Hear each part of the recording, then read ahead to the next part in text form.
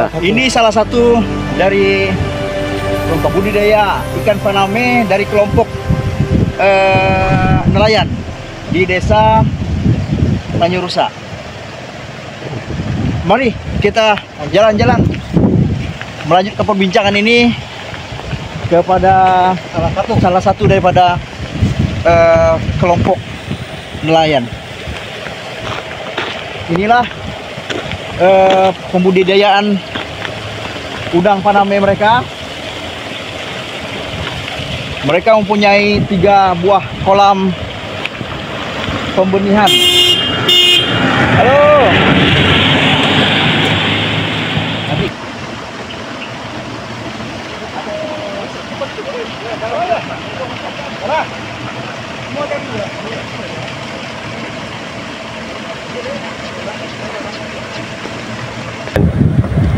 Berikut ini kita berada di pembenihan budidaya ikan udang faname bersama salah satu daripada sebagai teknisi.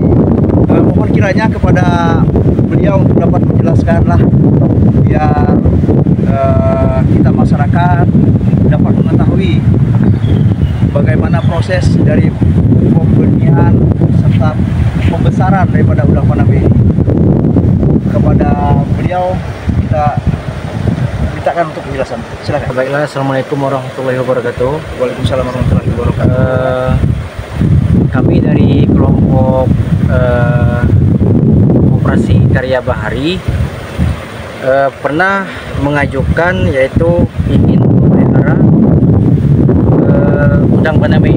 Yes, ya. Jadi udang faname ini sebagian besar kalau di daerah-daerah kepulauan khususnya di Provinsi Bangka, Pak. Udang faname ini udah bukan jadi suatu hal yang apa ya ibaratnya, bukan jadi suatu hal yang tidak memungkinkan lagi, karena sebagian besar di penambang di daerah Bangka pun masyarakat dengan skala rumah tangga pun sekarang udah memelihara, Pak. Jadi untuk kedepannya saya selaku di sini dipercaya sebagai teknisi,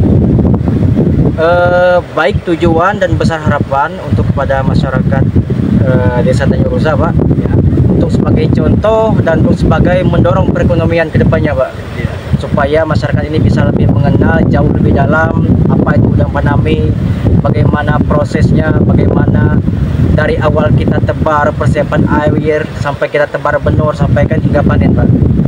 Nah, jadi untuk pemeliharaan sendiri, Pak, kita sebagai teknisi juga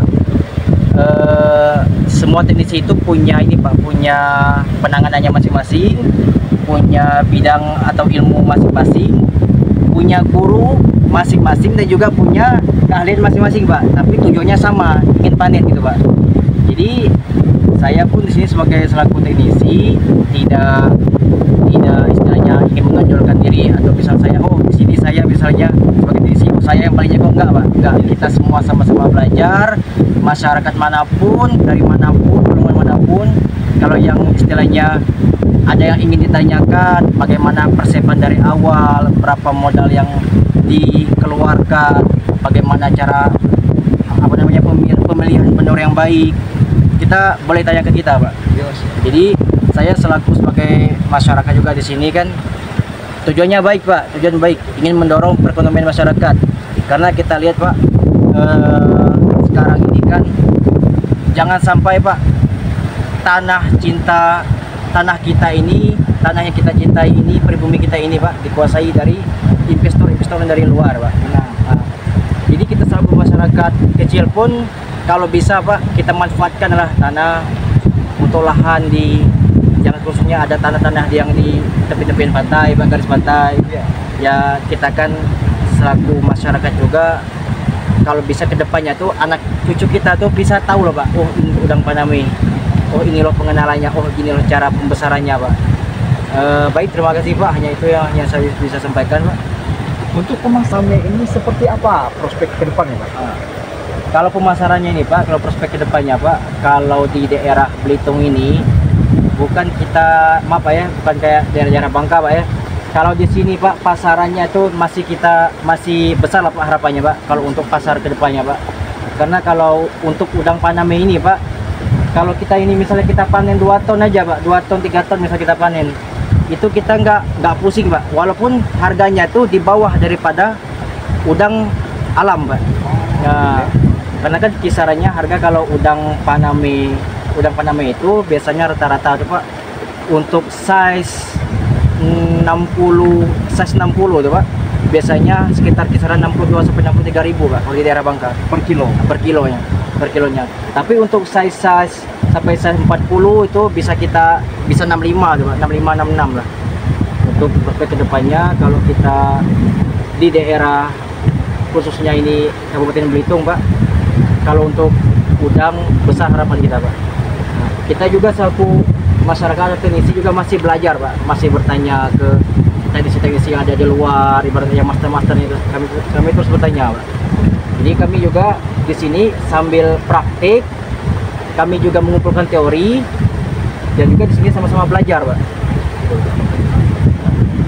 Untuk dari mulai kita penaburan benur sampai ke panen itu membutuhkan waktu yang berapa lama Pak? Itu Pak biasanya kalau penambak di luar Pak, luar Bangka Belitung atau kitanya juga kan, kita standarnya biasanya 3 bulan Pak. 3 bulan. 60 hari itu kita udah masuk ke namanya panen parsial. Oh, gitu. Panen parsial ini adalah panen untuk mengurangi Pak, mengurangi kepadatan kekurangan oksigen Pak di dalam kolam. Jadi masuk ke umur 50 hari sampai 60 hari itu memang kita harus maksimal Pak, dari pengecekan air, dari kita main perbotiknya Pak. Jadi jangan sampai kita salah hitung-hitungan juga Pak ya Pak. Jadi setiap penebaran benur kayak SR atau misalnya semua kita hitung Pak. Kita hitung semua Pak. Itu juga biasanya Pak udah kita hitung-hitung, udah kita jaga benar-benar, ya namanya kita budidaya kan. Kalau bisa sih kita mau berhasil terus Pak ya, maunya berhasil terus, tapi insya Allah untuk kedepannya kita belajar dari kesalahan-kesalahan Pak. Ini dalam satu kolam ini dapat penaburan benur sekitar berapa ribu kah atau? Kalau saya berani ya Pak, kalau untuk satu kolam diameter 15 ini kita tebar benur kurang lebih 25.000 Pak. 25.000. Itu nggak boleh kurang, nggak boleh lebih Pak, karena itu memang untuk standarnya aja ya. Untuk hasil selanjutnya daripada 25.000 benur tersebut memperoleh sekitar berapa ton Pak? Kalau 25.000 benur Pak, kita jangan ini Pak, kalau 25 benur ini kalau standarnya kita sekitar kurang lebih 400-an Pak, 300 sampai 400 kilo insya Allah Pak. Pun kalau memang kita memang bagus memang rezekinya kita Pak, bisa lebih dari itu Pak, bisa lebih dari itu. Cuma kan kalau kita kejadian yang di dalam tambak ini Pak, banyak lah ya kejadian-kejadian yang nggak kita duga kan. Kalau untuk sekarang memang padatannya masih luar biasa Pak, masih bagus, masih boleh kita lihat lah kan gimana perkembangan dia, gimana aktifnya dia kan. Tapi kalau udah menginjak ke umur 40 ke atas, itu kita di situ udah ini Pak, udah wanti-wanti, udah was-was. Kita harus jaga air, ya Pak.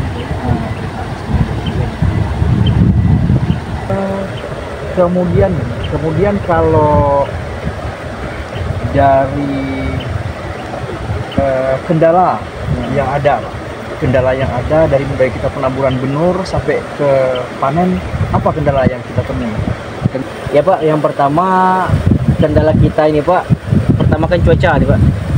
Cuaca ini kan berpengaruh juga Pak. Kayak ini kan kayak kita sekarang kan udah masuk ke musim selatan Pak ya. Ini kan udah masuk ke musim selatan. Hujan itu nggak bisa ini Pak, nggak bisa diprediksi lah ya. Diprediksi kan. Lebih bagus dan lebih baiknya Pak, memang hujan ya Pak, disertai dengan hujan. Nah, dan juga disertai dengan hujan, kita juga ada yang namanya pengapuran Pak di situ Pak. Karena di balik nggak bagusnya air hujan itu Pak, ada mineral Pak, ada mineral yang terkandung yang ke dalam istilahnya untuk membantu proses pelepasan cangkang gitu Pak. Nah, itu bagi udang. Jadi kita bagaimana caranya ketika hujan ini nggak bisa diprediksi kan, atau misalnya cuaca sekarang panas, kita melakukan itu dengan cara digontor air tawar Pak. Digontor air tawar, dan juga kalau resiko panas kayak gini Pak, kadar garam atau salinitas kita ukur pakai alat kita yang namanya refraktor tuh Pak. Itu bisa di angka 35 sampai 38 Pak salinitasnya. Sedangkan standar tambak itu kan kurang lebih kalau bisa tuh 20 ke 25 Pak. Tapi untuk ilmu yang saya dapat sama guru-guru saya itu Pak yang di luar, apabila dia melebihi dari standar, salinitasnya lebih dari angka 25 Pak, yang penting kita harus menjaga pH-nya dia Pak. Sama dia Pak. Karena kalau kita menjaga ke pH, itulah yang paling penting Pak dalam air Pak, pH. Kalau bagi saya Pak ya, pH. Karena kalau selagi pH itu normal, walaupun salinitas itu tinggi Pak, yang udah sih alhamdulillah Pak, tetaplah hiduplah udangnya bagus lah kan. Cuman kalau kita ngikut datanya itu memang kalau di angka salinitas di atas 25 itu memang nggak memungkinkan gitu Pak. Soalnya udang Paname ini kan asalnya kan dari air payau. Oh, asalnya Air payau memang. Air payau. Sini mau dong. Sini. Oh gitu. Kemudian nanya lagi Pak. Untuk selanjutnya ke depan ini bagaimana Pak? Apakah ini udang Paname ini harus kita dekatkan ke bibir pantai yang bagus, yang baiknya ya, atau kita perbanyak tambak kolam seperti ini, harus seperti apa? Biar masyarakat kita tuh dapat kontribusi lah, gitu. Gimana Pak? Jadi Pak, kalau kita Pak ya, untuk kedepannya, menurut pandangan saya Pak ya, dengan kolam galian seperti kita pakai plastik HDP itu Pak ya, itu kan pertama tanah yang pernah kita gali itu Pak, itu kan posisinya kan pasti membekas Pak ya, membekas. Ketika kita tidak menambak lagi, itu udah ini Pak, udah nggak bagus lagi itu Pak ya, untuk kita tinggal kan. Tapi kalau yang seperti ini Pak, kalau yang skala seperti ini, dia pertama simple Pak. Kita pun kalau kita udah nggak mau menambak, ini bisa kita gulung, bisa kita gulung terpalanya Pak, bisa kita simpan. Kapan pun kita mau pelihara lagi, bisa kita pakai lagi gitu. Dan juga kalau melalui proses pakai galian gitu Pak ya, pertama memang biaya Pak, karena HDPE itu kan memang lumayan Pak, masih HDPE itu masih lumayan. Dan juga untuk proses penggaliannya pun ya membutuhkan waktu juga kan, proses penggalian. Tapi ada Pak, kita teman juga di sini di daerah Bugis, dia pakai sistem yang di Sulawesi itu Pak, main galian, tapi dia nggak pakai HDPE, dia langsung tanah galian itu langsung dia. Alhamdulillah sih dia bagus lah. Cuman untuk masyarakat kedepannya ini, kalau bisa sih ya, kita pilih yang mana biaya yang lebih irit gitu kan, yang lebih irit, mana yang kita butuhkan. Akhir-akhirnya ini kan pasti panen Pak ya, sama-sama panen, sama-sama menghasilkan kan. Jadi untuk kedepannya tuh kalau untuk masyarakat semua, apabila ada yang berminat atau mau misalnya memelihara udang Paname ini Pak, boleh kita tanya gitu Pak, tanya bagaimana modal awal, bagaimana prosesnya, bagaimana persiapan dan penebaran telurnya Pak. Oke, aku rasa penjelasan yang diberikan dari salah satu daripada anggota kelompok Koperasi Pembudidayaan Ikan Karya Bahari ini sudah cukup jelas. Mudah-mudahan ini suatu pembelajaran bagi kita masyarakat ke depan, agar kita dapat juga ikut bagian udang Paname ini, dapat bertanya, dapat koordinasi secara langsung dengan beliau. Aku rasa begitu Pak. Terima kasih atas segala macam penjelasan. Iya Pak.